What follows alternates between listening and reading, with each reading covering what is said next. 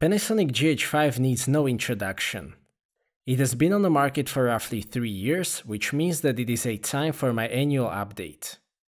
In this video, I will try to explain how relevant and capable is the GH5 in the new decade, how does it compare to the main competitors, and of course, whether it is still worth buying.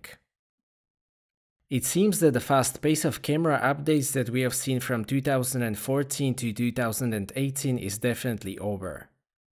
3 years old cameras can't really be considered old nowadays.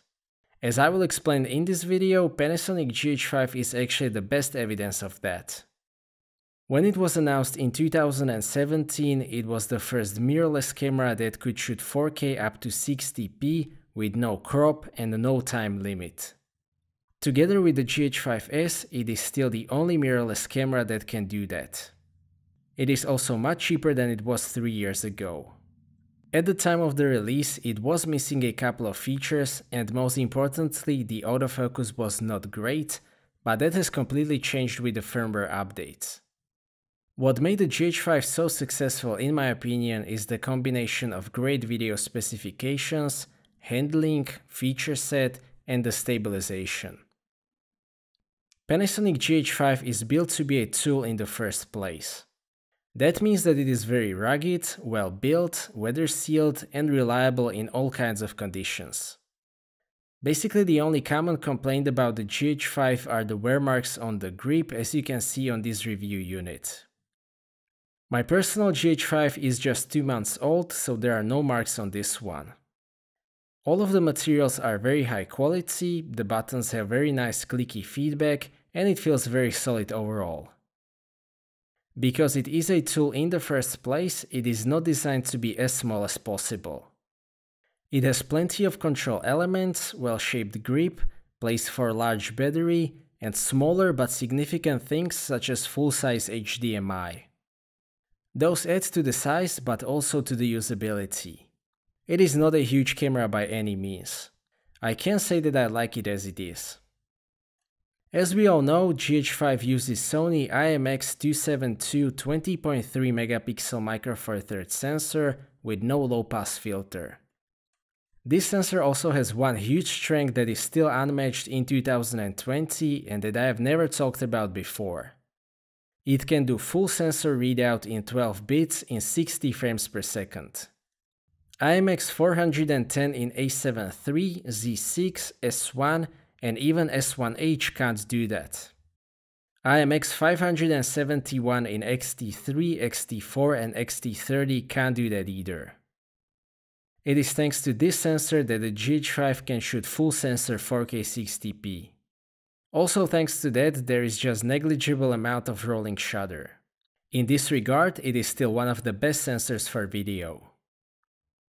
I have talked about the dynamic range and the ISO performance of this sensor in the past, so here is just a quick summary. It has very decent dynamic range with plenty of information in both highlights and shadows. For a majority of applications, I don't feel like I need more dynamic range, but something like full-frame IMX410 in A7 III will indeed provide more dynamic range. The usable ISO always depends on the dynamic range of the scene.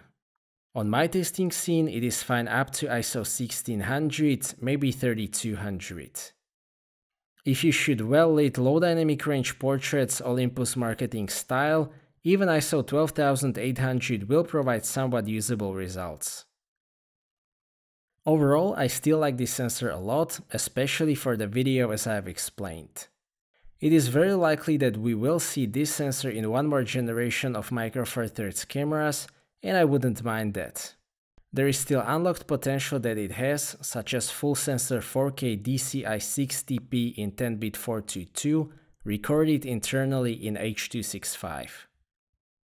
The video quality on the GH5 is great. 4K video is very detailed, it looks great overall, so I have absolutely no complaints there. There is also plenty of options for color management. For out of the camera footage, I like 709 and natural. Those are very nice and quite accurate. I am not a fan of standard picture style though. That is too contrasty and too saturated for my taste. I use Cine-like D with contrast, saturation and noise reduction set to -5, which is very good semi-flat profile. That works great with 10-bit 422 4K footage, it captures a lot of dynamic range, and it gives me enough flexibility for working with the files. It also has all intra codecs, which look basically identical to long GOP, because that is incredibly good nowadays, but all intra is important for meeting technical requirements for larger productions. I have activated V-Lock on my GH5 and I also like to use it. Again, in combination with 10-bit footage, it captures very impressive dynamic range, which is useful for situations such as the sunsets.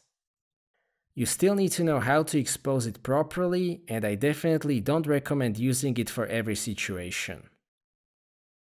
The only thing that I don't like on the GH5 regarding the video is NTSC and PAL switching and the fact that I can't shoot 4K DCI in 25p.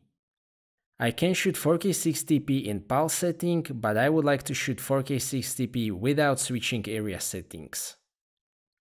Overall, the video capabilities of the GH5 are great, it is still one of the best all-round video cameras out there, if not the best one. Of course, there is also the GH5S, which is even more hardcore version of the GH5 with even more advanced video features.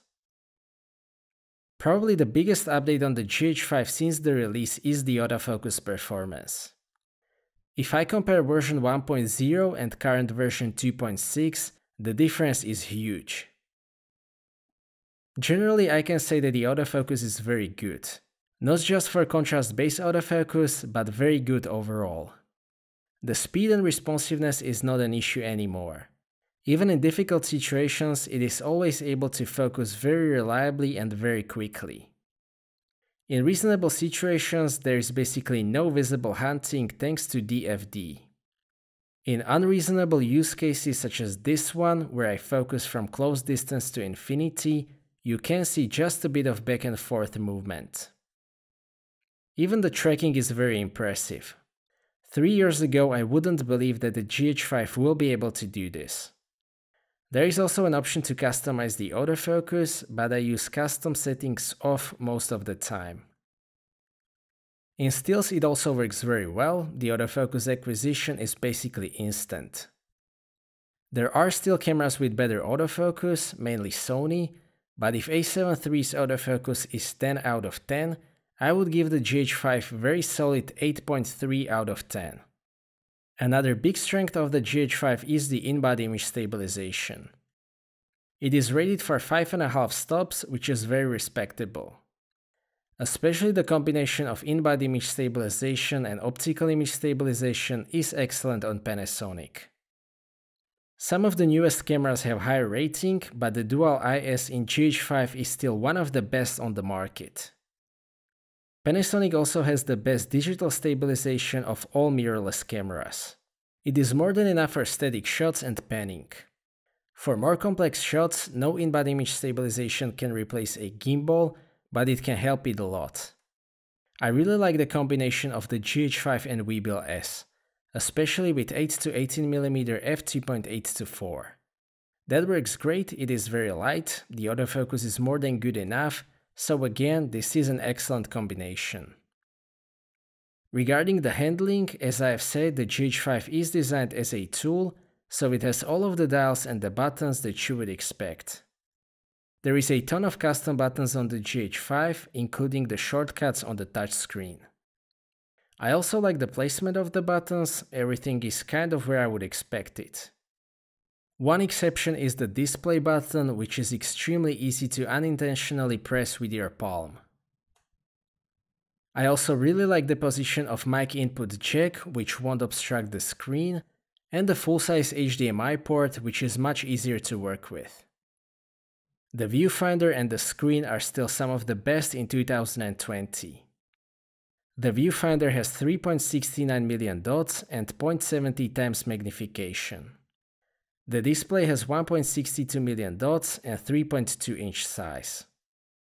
Both are very detailed with great brightness and colors, so I have no complaints here either. The screen is fully rotatable, which I personally don't like that much. I much prefer tilting screens because they don't force me to look to the side if I want to shoot low angle, it won't be blocked by the strap or HDMI cable, they don't make the footprint of the camera larger when shooting on a gimbal, and so on. Having said that, I acknowledge that here on YouTube the rotating screen is generally considered to be an advantage. Generally, I don't think that any part of the GH5 is particularly outdated in 2020. The user interface is, in my opinion, still the best of all brands. Especially the quick menu is great. The main menu is very intuitive as well, so no complaints. It has two UHS 2 card slots with the option to backup video recording. Some manufacturers still use UHS 1 card slots, so big thumbs up for the GH5 for using two UHS 2 slots since 2017. The battery life is also very decent. You should be okay with 2 batteries for a full day of commercial video shooting, but it depends on your usage. Basically, the only modern feature that I miss on the GH5 is the in-camera battery charging. Regarding the lenses, a lot of great Panasonic lenses were introduced since 2017. My most favorite by far is Panasonic 10-25mm f1.7. That is out-of-the-box thinking kind of lens which provides extremely useful 20-50mm full-frame equivalent field of view. It also largely compensates for the sensor size by having constant f1.7 aperture, which is great for low light performance and shallow depth of field. It definitely isn't a small lens. As I've said, not all Micro Four Thirds gear is supposed to be as small as possible, and if you want full frame performance, you have to accept full frame size. If you are thinking of trading the GH5 for something with larger sensor, definitely consider getting this lens instead of doing that. I mainly use the GH5 with two lenses. Those are the Leica 8-18mm f2.8-4 and Lumix GX Vario 12-35mm f2.8-2. Those are both very good compromises between the size, image quality, focal range, and the aperture. I also really like to use the $68 per gear 25mm f1.8 lens. It is a lot of fun, it has interesting character and outstanding focusing ring. To sum up, Panasonic GH5 is still one of the most capable all-round usable cameras on the market. It has been significantly improved by the firmware updates, and it is much better camera than it was 3 years ago. Especially the autofocus is completely different experience. Micro Four Thirds sensor has some limitations of course, but as I've explained, it is far from being outdated, especially in terms of the readout speed. Some of the video specs on the GH5 are still unmatched on mirrorless cameras, especially the no-crop 4K 60p. As you probably know, Panasonic also makes full-frame cameras nowadays, and I happen to have the S1 as well, so I will also make a separate comparison video of these two cameras. If you are in the market for this type of camera, I don't really see a reason not to get it, especially with the new price. I personally bought one just 2 months ago. Of course, people are asking about the GH6, but it seems that the GH5 was such a leap that it will take time to make the next generation of the GH and avoid EM1 Mark III kind of upgrade.